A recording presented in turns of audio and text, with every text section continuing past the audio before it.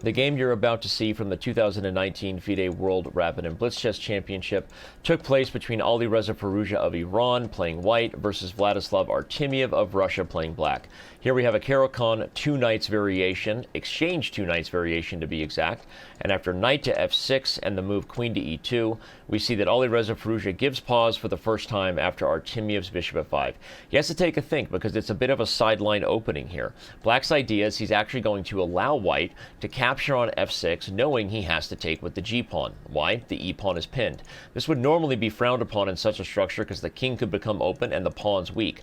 But after the move d4, queen to d5, we see that Artemiev's idea is to put the queen on e4, take the ladies off the board, where a bishop combined with a dynamically supported and active rook on the g-file should be just fine for black. Again, we can see by the time management that the Russian is a little more prepared in this line than Alireza at this point.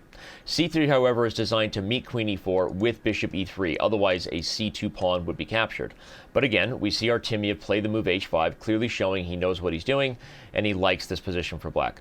If you look up the line, you'll see that it is not his first rodeo playing this exact variation, even if Firouzja is giving us the impression that he's solving this coordinated maneuver he's about to employ for the first time.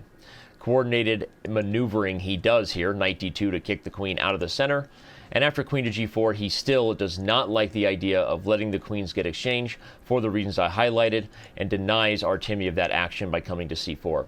Stick around to the end of the video. I'm going to show you why queen to c4 was actually not the best approach from Firouzja, and he should have played the move f3 to keep this square available for the pony. A fun line you shall see. Queen to c4 instead was played, and after the move knight to d7, Firouzja takes pause to think, because even though he did avoid the queen trade, he still doesn't like the black queen in her perch over here on this diagonal, where she also prevents the white king from getting out of the center himself. And because of that, he plays h3 to kick the queen back.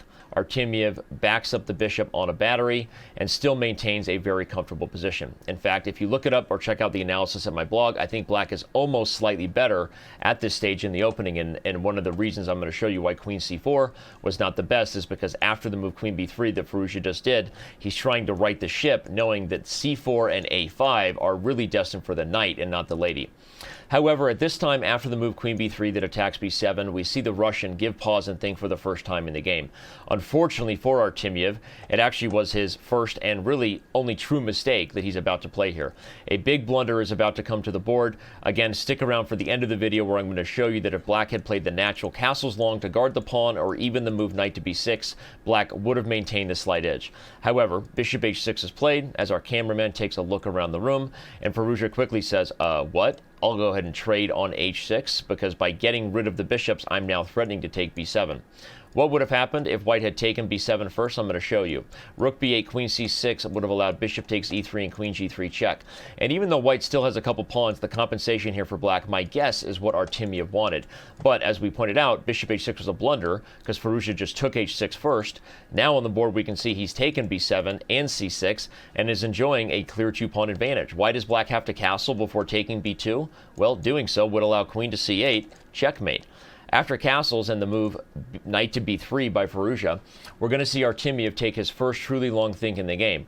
I guess I'm lying when I said bishop h6 was his first thought, because at this point he takes enough time to really tell us that, I think I was bluffing. I grabbed that pawn in hesitation, letting you know that I'm really not that happy with my position, because down two pawns and no clear way to get at this white king, there's no way giving up b7 and c6 could even be pretended as planned at this point.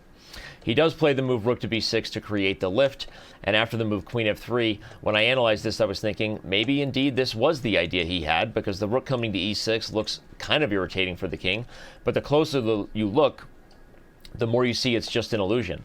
Things like rook e6 check are going to be met by bishop to e2, as we're about to see on the board, just like we're about to see MVL and Nihal Sarin engage in a massive, massive scramble here at the end of their game. Shout out to Maxime Bachet-Lagrave and the young man from India. But as Vladislav takes yet another think, it's more and more indicative of a man who knows he's lost his way. Bishop h6, then the fact that he didn't have enough compensation, he settles on the check. We have bishop e2, and finally they've caught up with us with the move bishop e4 being played.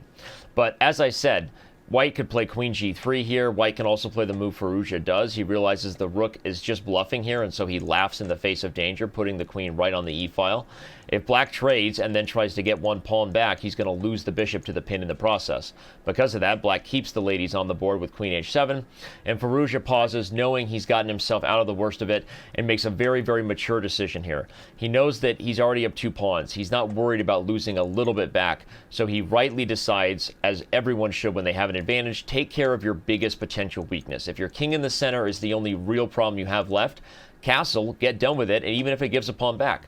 Now, Artemiev could have taken this pawn, because after queen g3 check over here, takes g2, rook takes e2, he would have gotten the bishop back and threatened mate here. Now, note that Firouzja is still better if a move like knight d2 is followed by queen to f3, kicking the rook out of the second rake. But regardless of that, Artemiev, in my mind, probably should have settled on that and tried to get one of the pawns back.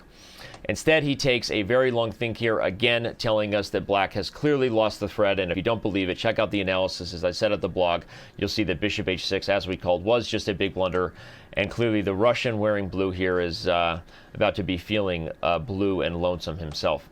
So Firouzja's mature approach here after getting himself out of the time scramble opening has him resting in his favorite hand position, the long finger over the nestled mouth there. That's going to be known as a Firouzja patented position, mark my words.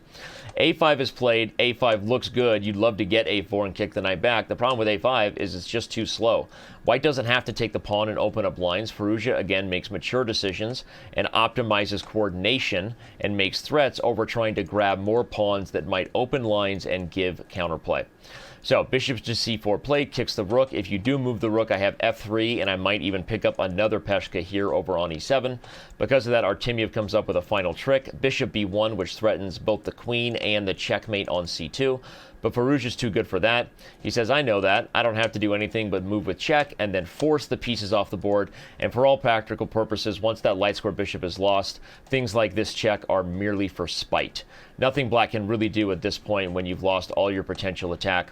Firouzja backs up the knight to d2. The healthy pawns are looking good. a4 played again, but nothing but a bluff here, just trying to desperately attack. So Firouzja says, no, let me just trade some more pieces. In fact, after a3, I won't even take the bait of trying to defend with b3 or b4, which, by the way, both those moves are also good, just as we see MVL smile at the youngster he just took down. He says, I'll even trade and let you take b2 with check, because by getting rooks off the board, I'm happy. I can easily guard my king. Knight to b6 threatens knight a4 check, which might hit c3 and allow rook to c8. Because of that, Firouzja does a bit of a shuffle in his chair, sits up, says, I'll play the accurate knight c5, allowing the dangers because I'm willing to walk my king into the fray. I know you have nothing. You could have put the king on a1 if you're Firouzja, because that might have already protected the a-pawn.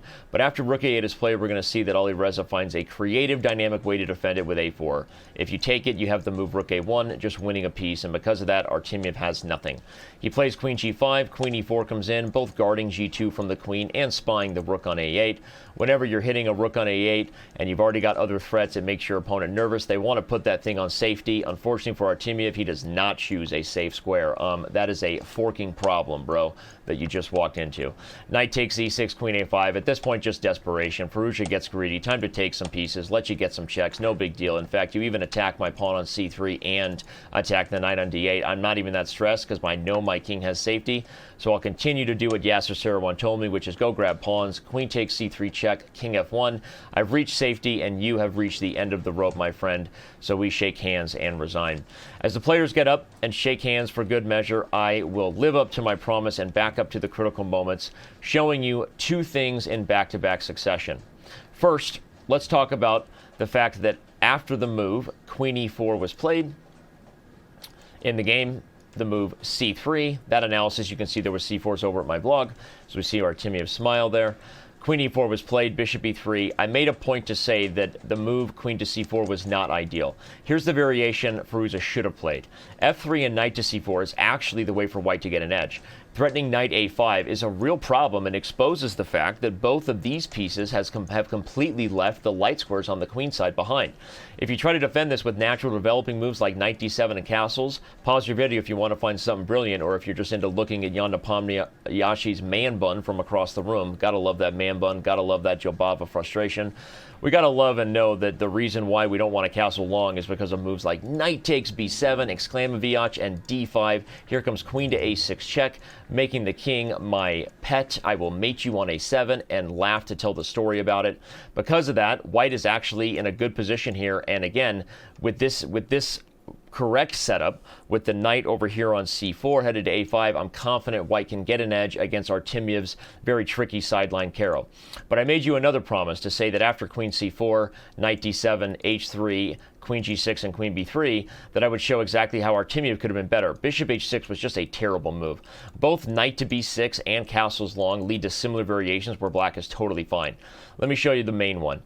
Castles long, now you go for knight to c4, again trying to head into these variations. Black can just laugh at you and play king b8, because moves like knight a5 are met by knight to b6 blocking. So you might try a move like d5 first, as the engines say, to guard b6, but now I can actually play c5, and knight a5, knight b6, bishop c5. Looks dangerous? Not so fast. The battery comes back to bite you. Oh ho, it always does.